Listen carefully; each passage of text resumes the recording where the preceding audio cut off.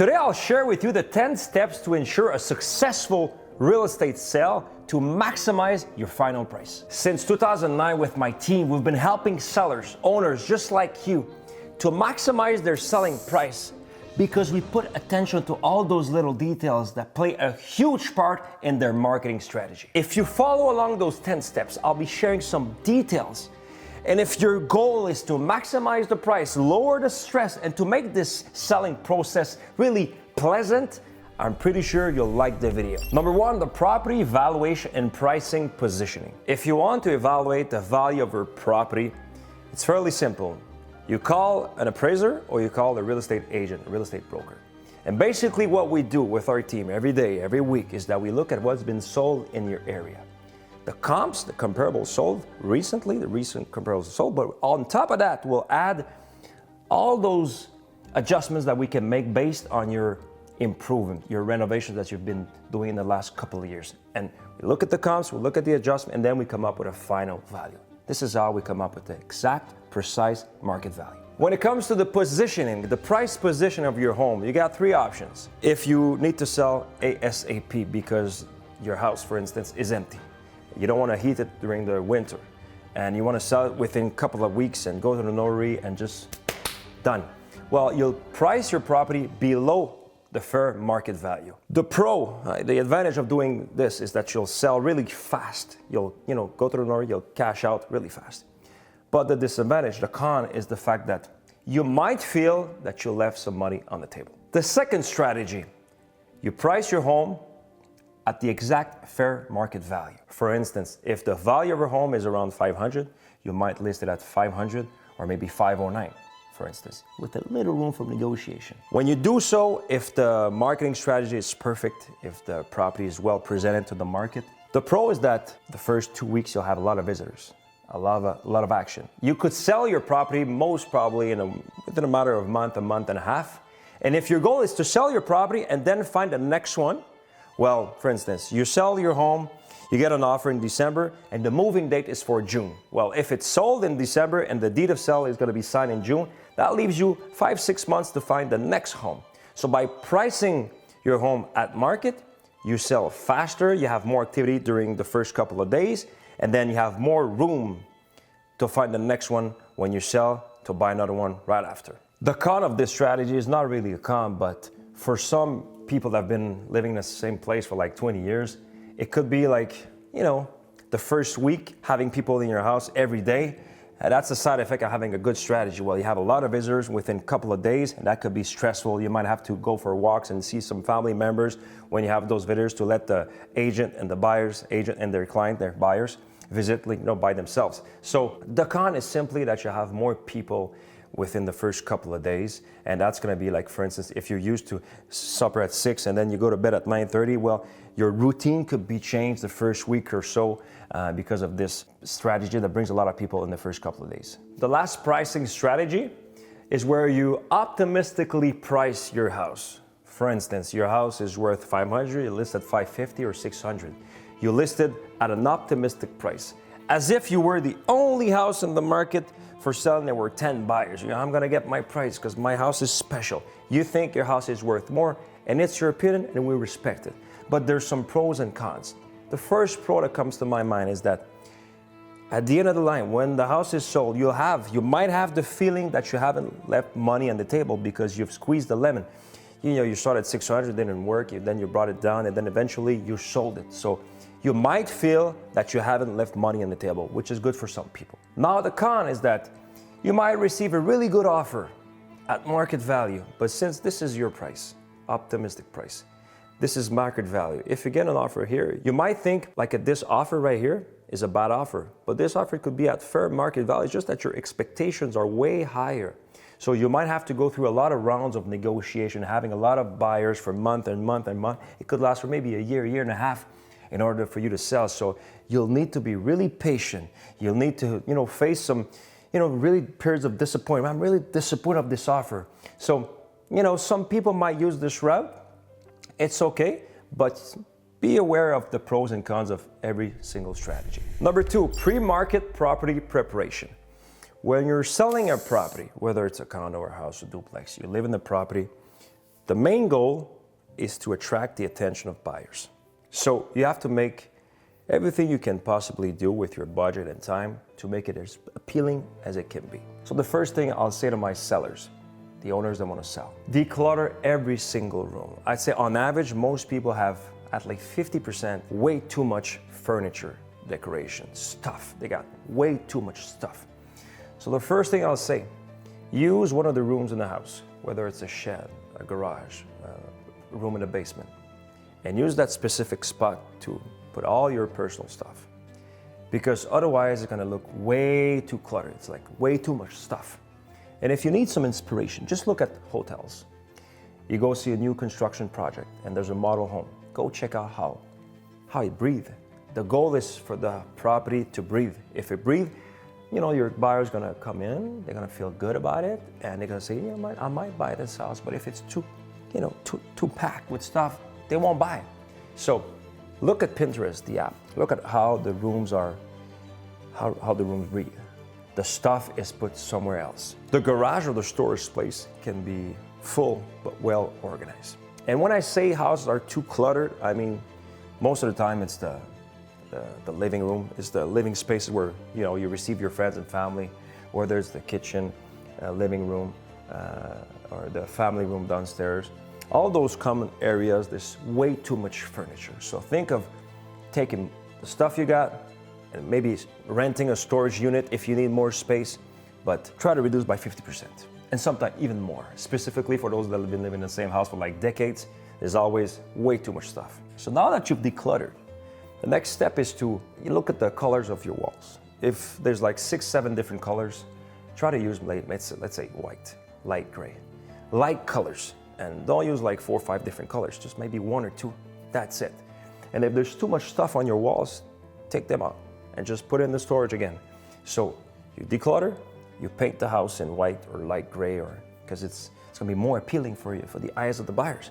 The natural light is gonna come in and it's gonna be way, way more appealing. You can add decorative items such as centerpiece, some plants, anything that you find on Pinterest or in some decoration magazine. You see some small ideas, you can order them from Amazon. It's gonna make your house, your condo, your plex way more appealing. And last but not least, it has to be AAA extra clean. Think of the windows, the patio door, the front door. It has to smell good. It has to show that you've cleaned every single part of your house. And think of the bathroom, because bathrooms are really important to be extra clean. And not only the interior, the outside part of your house as well. Everything has to be perfectly well kept and clean. Another thing that I think is that every single time I visit a home, I open the closet, it's 100% full. I cannot even put a single item because otherwise it's gonna come on me. So take what you got in the closet, reduce by like 80%, and take that stuff and put them in the shed or in the garage or someplace else, but not in the closet, because most people will open the closet. So make sure they look almost empty. Number 3, gathering important documents. When you're selling a property, the first document that you will need at the notary, at the deed of sale, the signing of the deed of sale, is the certificate of location. That's the document prepared by a land surveyor. It has to be less than 10 years old, and you'll need to bring the original document at the notary when you sign the deed of sale. So make sure, if it's outdated, if it does not reflect your property because you've added a shed or pool or anything else, order a new one as soon as you can so that you can share the document with the potential buyer when you're on the market. List all the different renovations you've done on your house, on your property. Make sure all the invoices are in a single, file. Scan them, if you will, and just make sure the buyer can access all those different documents, because the buyers, they feel good when they look at all the different invoices. They feel, well, the seller is really transparent. I feel good. Everything's been done by a professional. Every warranty or invoice that you might have, scan them and make sure they're available. The previous owners, if they gave you documents, again, receipts, invoice, warranty, any single document or piece of information you might have in your hands, make sure it's disclosed as well. When it's time for you to sell a property, there's a list of documents you will need that you'll give access to the buyer. For instance, the inspection reports, yours or the ones from the previous owners. You share them with the buyer. Municipal and school taxes, you share them with the buyer. Certificate of location, Again, you share the information with the buyer. The deed to sell. You might also share summer pictures because if you're selling your property, let's say in February in Quebec, well, there's lots of snow, you might want to share some pictures with the buyer of what it looks like during summertime. All the rental contracts you might have, such as for the water heater, for the alarm system, or anything you're renting, make sure the contract is given to the potential buyer as well. And what you can put aside for future negotiation, all the different comparables, the houses that were sold in your area that you use to position your property on the market, make sure it's all in a specific file because you'll need this when it's time for you to negotiate. And if you're selling a condos, you'll need all those plus way more documents, such as the declaration of co-ownership. You also need the maintenance logbook, the building rules and regulations, the contingency fund study, the financial statements and the minutes of the last year and the previous years, and the self-insurance fund amount. So this is why when you're selling a condo, it's way more complicated because there's much more financial documents to scan and to read it to understand before buying. Put yourself in the buyer's shoes. If you're visiting a property that's for sale and you see all those documents supplied to you, the first thing you'll say, I feel confident. They're not hiding anything from me. I have the information in my hands to make the proper decision. Make sure you have all those documents and you'll sell way easier. Number 4, property promotion, the marketing. This is my specialty. I did a bachelor's and a master's degree in business, and I've always been interested in marketing. So this is like the edge I've got, and I really enjoy that part. So what you want to do when you're putting a house on the market, a condo market, any kind of property on the market, you want the property to be appealing to the buyer, but you want the property to be available and where the buyers are shopping around. For instance, you know the buyers are shopping for a house on their phone, so you want to make sure that you're on the biggest websites such as Centris or Remax. That's one thing. But in order to catch the attention of buyers, the pictures have to be perfect because nowadays, if it's not appealing, we scan through it and we don't look at it. You know, it's as if it's dead. So you got one chance to catch the attention, and then you might have a call or text for a visit. So everything has to be perfect. The pictures have to be 100% perfect. We spend so much time on our marketing that the minute we hit the market, our goal is within a couple hours, we got people calling to visit the property. And this starts with the pictures. And then it's the information that you give to the buyers. You want to use a language that buyers find appealing, understand, informative, point form, not paragraphs, because you know buyers, they're bombarded with the TV's playing, they're watching a Netflix, kids are calling them, they're on their phone. So it has to be really easy for them to understand what you're selling. What are the key features? It has to be written in a way that, you know, within a couple of seconds, they know exactly what they're seeing and what they could potentially buy. So we use precise, high impact words. It might sound easy, but it's not. You know, we spend time, what picture, what photo is going to be the first photo, the second, the third, and then what wording are we going to use? And then once that's done, what could we use to amplify our influence in the market? So we use the social media because social media is what's going to give you the jet fuel to amplify the number of people that will see your property for sale. So whether it's a picture, whether it's a text, whether it's a video, whether it's a story, whether it's a, it's a YouTube video, it's a vertical video, whatever strategy you use, the social media, if it's done properly, will say, okay, let's say you're on the market and there's 20 houses for sale in your area. How can you make your property more appealing and attract more attention from buyers? Well, it's all those different little details that will make the difference. And I use social media myself, and we attract 100, if it's not thousands of calls and texts per year, only with social media, just to give you an idea of how strategic the impact could be with the social media and the right marketing strategy. By the way, if you have a project of buying or selling a property in Quebec, my team and I, we're there to help. Just shoot us an email. We'll guide you from A to Z. We'll schedule a face-to-face meeting or a Zoom call, and we'll guide you that your transition is as smooth as possible. Number 5, preparing for viewings. The first 7 or 10 days are going to be crucial for any owner that wants to sell a property. Think of your property for sale as a store. You want your store to be open 7 days a week. Because if you say, oh, I'm just open on Tuesday and Saturday, you might miss visit. And the first week or so, the first 2 weeks are crucial because you get this novelty in the market. You're the new kid on the block, which means that you want to make sure that you open.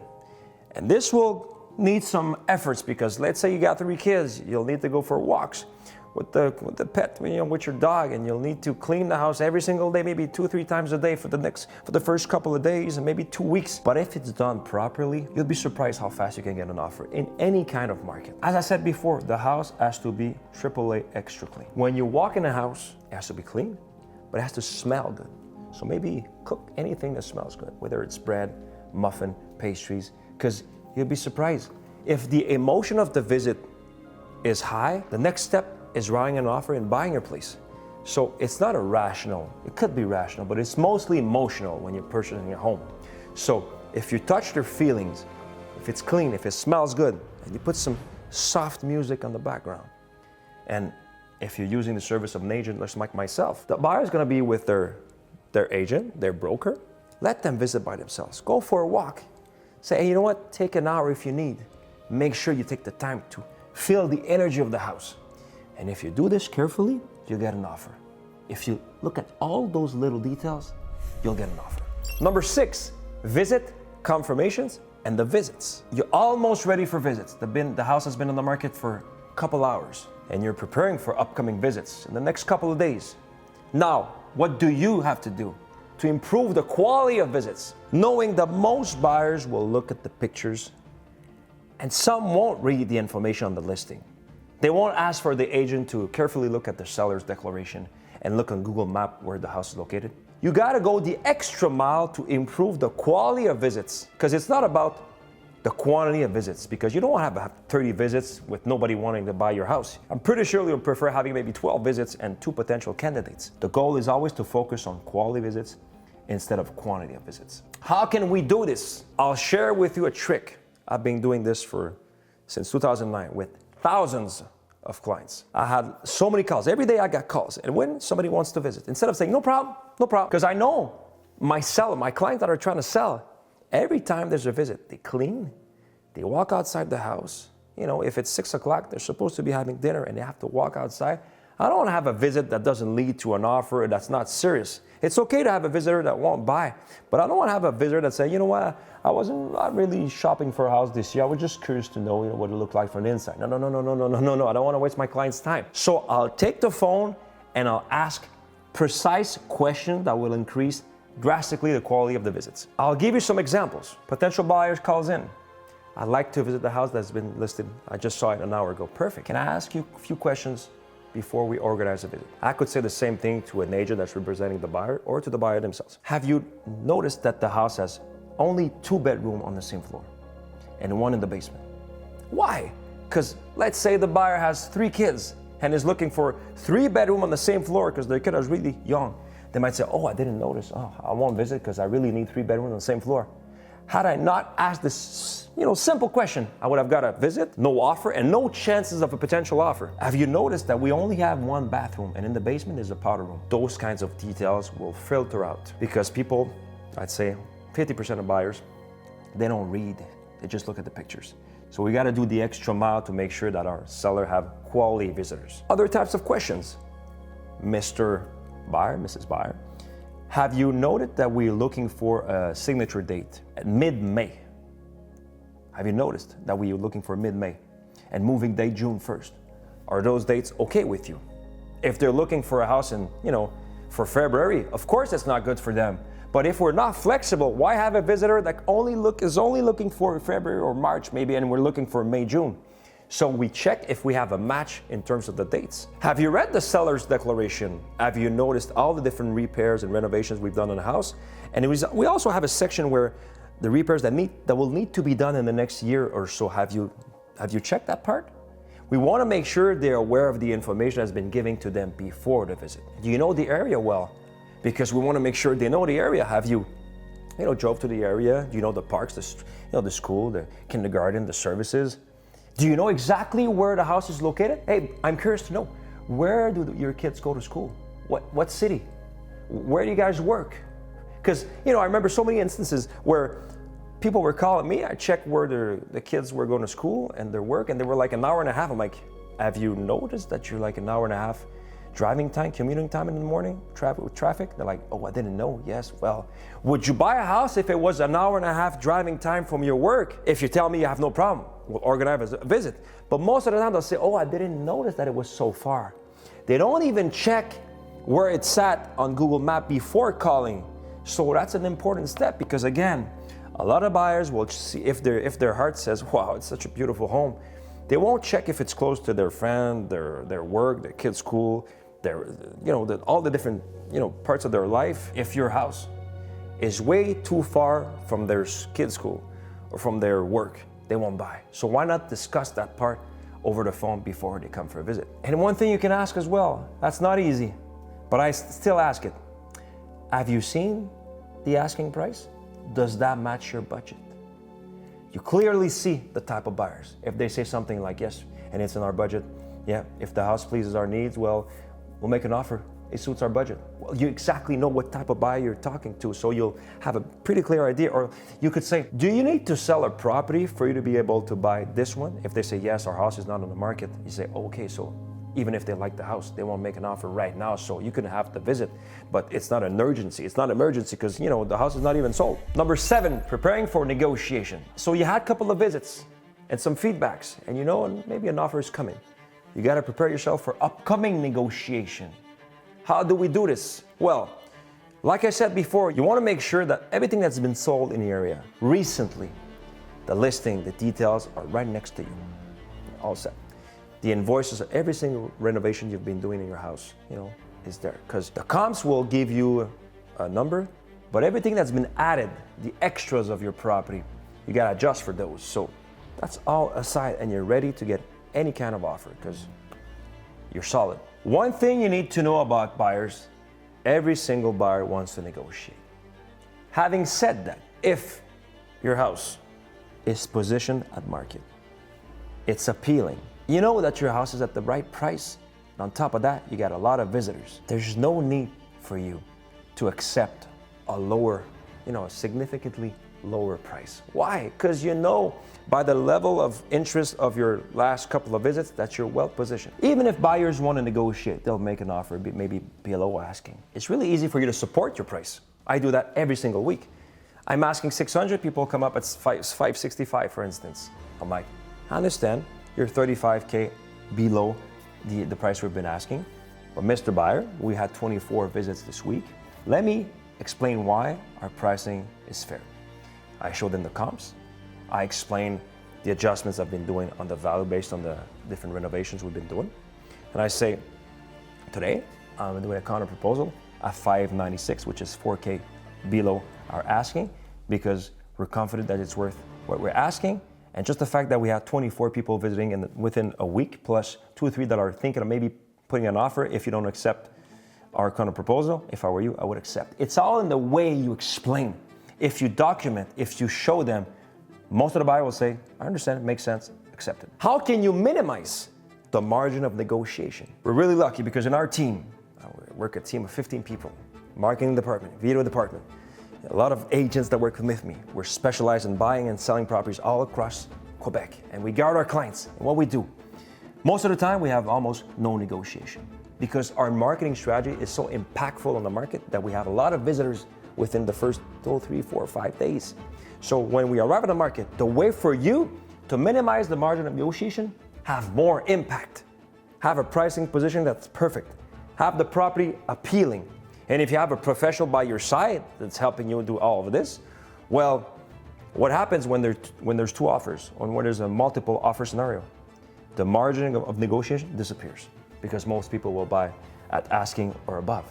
And why does that happen? Because more people are saying the value of the property is in line with the market, and it's also in line with my expectations. I think it's worth what they're asking, and I'm even willing to pay the asking or even slightly above, because human beings, when they see 2 or 3 people wanting the same home, that's a confirmation. That's the right home for them, and they're willing maybe to pay an extra 10, 15K. I'm not saying they have to, I'm just saying that's the human nature. So you want to minimize the margin of negotiation, make the product more appealing. Make sure the position is perfect. Have a store that's open 7 days a week. make the experience of the viewing, of the visit, fun, pleasant, create the emotion strong enough for people to say, I don't want to miss the chance of buying that home. And what you'll notice, when you do everything perfectly, you'll have somebody visit on the second day of the house on the market, they want to make an offer right away because they know it's the right property. So the speed of the offer that comes in tells you how much the negotiation is going to be really thin or non-existent, because people are saying, okay, I like it, I want to buy it right now. If it lasts for months, it's maybe now, something's wrong. But when it arrives on the market, after 2-3 days, people are saying, hey, I want to buy the house. That's a sign the margin of negotiation is going to maybe really be tiny or disappear. And if you need help selling your house and having this small margin of negotiation, even sell at asking or above with the strategy I've just shared with you, just shoot us an email. We're there to help. When you list your home optimistically, it's your choice. It's up to you. But what's the risk? Let's say your house is worth $800. You list it at $900. Well, chances are if you get an offer at $820, way above the fair market value of $800, if you don't accept the $820 thinking you can have more, well, you won't have any recent comparable sold or arguments. You lack those arguments to support why. Just saying I want more, it's not an argument. It won't make the buyer say, I understand, and that's why I'm accepting. They'll say, you know what, you're too greedy, you want too much, and we know the market is not even above $820. We don't want to buy it anymore. So if you list at an optimistic price, be ready to face those negotiations that are going to be tougher because you'll lack those arguments to support your pricing strategy. Number 8, evaluating the buyer's financial strength. You get an offer, you get more offers, maybe 2-3 offers. At some point, you have to look at the financial strength of every single buyer. Number 1, you look at the pre-approval letter. That's the first thing they can do.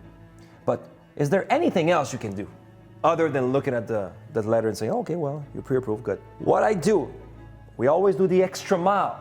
We look at the person that's responsible for the financing of the property for the buyer, whether it's a banker or a mortgage broker, and we call them just to see if the banker is quick, if the mortgage broker is quick. Are they working 4 days a week or 7 days a week? Because when you accept an offer, you're legally binded for maybe 12 days, 10 days, 12 days, 14 days before you get the financial letter stating that the buyers are accepted at the bank. It takes a lot of time. So you want to make sure that the banker or the mortgage broker is quick. He knows the file, he knows the clients, he has everything that he needed to collect, and he's really ready for you to just send the accepted offer so he can start the work. So just by talking to this person, you'll know if they're quick. And the goal is to gather as much information, because before you accept the offer, you want to make sure there's no financial risk that you haven't seen before. You want to look as if you're an inspector. You respect the buyer, but you collect more data. I'll show what I mean by that. You might ask the buyer, Mr. Buyer, you're offering us $700 for our property. And I see that your pre-approval at $700. Is this your maximum? Or you could even buy, let's say, $800 or $900. The reason why I'm asking, because let's say they're putting an offer at $700 and their maximum amount they can finance at the bank at $700. What happens if they buy something on credit, on their credit card, from the moment they sign the offer until the moment they sign the deed of sale? There's some risk involved. Okay, let's use the same example, but they say, you know what, I could buy a property at $1 million, but I'm buying at $700. That's way less riskier. There's some room in case they buy something else. Maybe they buy a furniture on credit. So the idea is to talk to the buyers, maybe talk to them and put on a conference call their banker and just, respect their life, respect the information, just share. Are you really at your maximum? Is this the ceiling, or you got more room? It's not that I want to do a counter proposal to ask for more. I just want to make sure that the $700, if I accept your offer, is this going to go through? And if it goes through, we're scheduled to go to the notary in 4 or 5 months from now. I want to make sure that in 4 or 5 months from now, you won't increase your debt so much that the bank's going to say, you know what, we're not financing anymore. So that's the type of question you want to ask. Other types of question you can ask, what's their occupation? What's your job? Are you full-time? Are you part-time? How long have you been working at the same employer? A year or 9 years? You work for government or you work for the private field? Are you self-employed? If you're self-employed, what's your field of expertise and how long have you been working on your own? You just started your business 6 months ago. It's not the same as having a business for 15 years with 100 employees, you know what I mean? So you want to calculate the risk, because when you're negotiating, it's not just the present moment, it's what's going to happen in the next couple of months. So by asking those questions, you can specifically say, okay, well, I got 2 offers on the table, for instance. Let's say you're in a multiple offer scenario. Both at the same price. One is working in the restaurant industry, and restaurant industry is kind of risky, and one works for the government. Well, government is more stable. Or this one has started a business 6 months ago, and this one has started a business 12 years ago, and his wife is a school teacher. So you look at what has more risk, and you can select the offer that has less risk, because less risk means you'll sleep better at night. Or you could look at the down payment.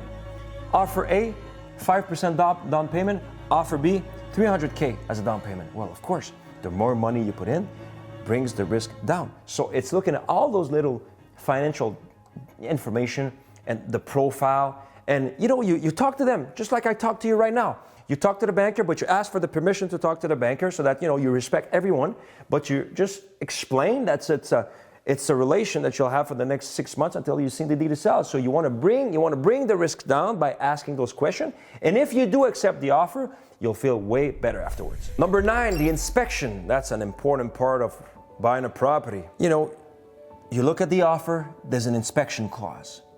Who's going to be the inspector? Ask the buyer. Is it a brand new inspector? Is it an inspector that has a lot of experience?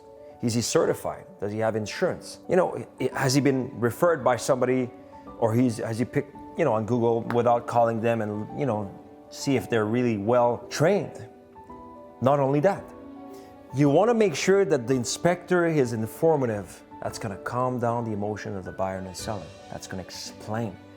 We don't want to have this inspector that's going to do a show and make the buyer and the seller really stressed out because you got to do this because otherwise, and do those scenes where people are so scared afterwards. That's not the type of inspector you want, whether you're on the buyer's side or the sell side. You want somebody that's informative, that's calm, that explains, that gives you some advice on what needs to be done on the property in the next couple of years and explains carefully what it means. One thing you can ask the buyer, is this going to be your first inspection, or have you done inspections before? If they're saying, well, that's our first experience, you could suggest them to read a past inspection report from their inspector, or I could share with our team. What we do is that we take the names of our clients. We just share maybe 10, 20 pages of an inspection report, of a past inspection report, and we have them read, just so that they feel the emotions, because every single home you see, condo, duplex, there's always a bunch of stuff that needs to be done, even if it's almost brand new. So they got to be trained and prepared for what's coming, because otherwise, if it's not their field of expertise, construction, if they haven't, they know nothing, just like myself, before working in real estate, I knew nothing. So when I read my first inspection report, I had this I was scared. I thought, well, I'm going to have to invest dozens and dozens and dozens, $50K. I saw the inspection report as bad news, because I'm there's so many things I need to fix, but I don't need to fix this. I remember my first inspection, I was so stressed out because I was looking at the inspection report 80 pages long. And there's so many things that were telling me you should fix this in a year, in 2 years, in 3 years, in 5 years. But because it was my first experience, I was way more stressed out than my 5th inspection where I was okay, no problem. So make sure that you train your buyers or have them read an inspection report before they do the actual inspection report. That's going to calm them down and prepare them from what's coming. And the inspection day is a high level stress day for sellers, for buyers, but for sellers as well. Don't take what the inspector is going to say personally. They're going to look at every single detail of your home. Oh, this was not fixed, or this was not remodeled correctly, and you might take it personally. Be aware, it's not personal. It's the property. They're paid a lot of money to find every single thing that does not match the actual code, construction code of today's world. So it's okay, it's normal. So be prepared for a third party, the inspector, coming in and finding all those little things that need to be fixed, and it's okay. What you could do, Mr. the seller, if you want to face this emotion, you could decide, well, you know what? I'm going to do my inspection before I put my house on the market. You could do that. That way you have all the little defects and the things that need to be repaired before. You could decide yourself to fix them, hire some professionals, and when the buyer, when you're on the market, puts an offer with a inspection condition, you could supply your inspection report with a document stating every little thing that you fixed yourself after the inspection. You could do that. A lot of my sellers will do that. Why? because they bring the emotions down and they control what's coming. So that's one thing you could decide to do if you want to put the money and time to fix what needs to be fixed. And pretty often what the buyers will say, you know what, I'm not going to do an inspection. We don't recommend, but some buyers will say, there's no need. It was done like a month ago and I see everything has been fixed. Or they could decide to do their inspection themselves and pay for maybe $800 for their own inspection. But at least there's no surprise, almost no surprises. Number 10, the notary. That's the fun part because the stress is behind you and there's one step coming and it's the signing of the deed of sale at the notary. So when you're the seller, there's a lot of things you can do. From the date, you see the sold sign on the house, up until the date you sign at the notary. All the different files of the renovations, the guarantees, you might have the warranty. So when you sign the deed of sale at the notary, the buyer comes in on the countertop, they find all the different warranties and the documents of the renovations plus the keys. Easy to find. All the service providers you have, Hydro-Quebec for electricity, all the different providers, whether it's cable, internet, make sure to call them and say, well, on June 15, we're signing the deed of sale. I want to make sure the contracts are canceled or transferred to the buyer. You just let them know that the buyer, here's the name of the buyer. And when it comes to internet and cable, well, it's going to be up to the buyer to decide if they want to continue their contract or pick another company. But at least on your end, just make sure it's canceled for the day you go to the notary. Same thing for home insurance. Call them. Let them know that on June 15, you're moving to another place, so they'll cancel it. And you might as well just say, hey, I'm buying this other property. Maybe it's a condo. I want to have insurance transferred to this condo. And at the same time, some buyers might say, you know what, I want to stay with the same insurance company as you did. So make sure that you transfer them the contact information of the person responsible for your home at the insurance company. When it comes to the maintenance and rental companies, you're renting a water heater, alarm system, propane tank. Well, again, you let them know that you're selling June 15. The buyer is going to decide if they want to take over the contract of renting those. Or he might decide, you know what, I'm not renting, I'm buying whatever he wants, but at least he is going to have the option of taking over. So you can give contact information of the buyer to the company, and then you move on. Most buyers really enjoy having a quick training of some equipment. You're selling your house, moving date is, signature date is June 15, moving date is the same day or the following day, June 16. Why not call the buyers and say, hey, I'm just about to open my pool and my spa in May. Would you like to stop by so I can show you how it works? Most buyers will be really pleased to stop by and see those steps. And you could show them how the alarm system works, how the AC works, every single equipment you got in the house, just show them a checklist of how it works so that, when they become an owner, they won't call you every time they need something. You'll show them the different steps before. Specifically for pools and spas and like irrigation system, they're really pleased to have you calling them just to show them around. And for the notary, just call the notary. What's going to be the fees for you, the seller, and what's going to be the fees in case you buy another property? Just have those numbers before so that you don't have any surprises. And the notary will also list everything you need to bring with you at the signature of the deed of sale. The certificate of location, 2 pieces of IDs, the last deed of sale. Is there anything I'm missing? Of course, the keys. They'll bring the keys with you if they're moving the next day. And on top of that, if you want to pay a small fee, the notary will say, bring a voided check because I'll deposit your funds directly in your bank account in about 2 or 3 days from now. Of course, there's a fee for that, but instead of you showing up at the notary, getting your check, going to the bank, depositing the check, sometimes it's worth paying a small fee just to have the funds deposited directly in your bank. Again, if you have a project or buying or selling a property, you need some advices. Avoid some mistakes. Buy at the right price. Sell at the top maximum price. My team and I would there to help. Just shoot us an email, call us, text us. We're real easy to get a hold of. And then we'll schedule a Zoom call, a face-to-face meeting, and we'll guide you from A to Z. Don't be shy, we're there to help. And if you like those kinds of videos, stick around because I got more coming up. In the meantime, take good care of yourself.